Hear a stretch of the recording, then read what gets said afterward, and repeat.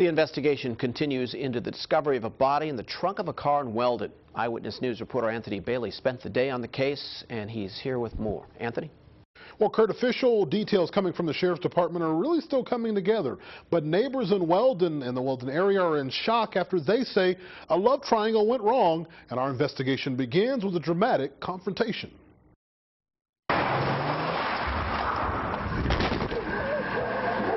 The woman in this van driving at us is a woman neighbors say is at the center of a love triangle that left one man dead and another in jail facing a murder charge.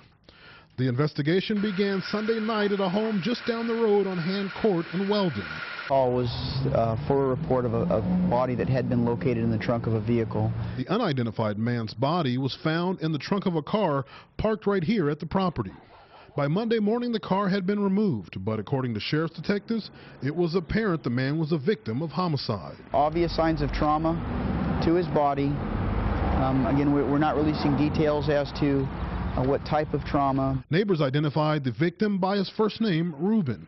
One resident who didn't want to go on camera says that Ruben was involved in an altercation with this man, 51-year-old Danny Mathis, at a nearby house over a woman, which ultimately led to his death. On Sunday, deputies served a search warrant at this home on Bronco Court, where they believe the murder happened. That evening, Mathis was arrested and booked on first-degree murder. Monday afternoon, while we were at the house, she tried to run us over.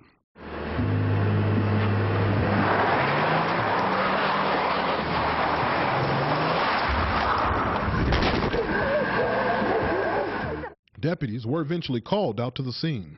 Late Monday afternoon, we were able to track down Ruben's family. A man who identified himself as the victim's brother says Ruben's loss is still sinking in. He says the family hadn't heard from Ruben in several days, and over the weekend they began to get worried.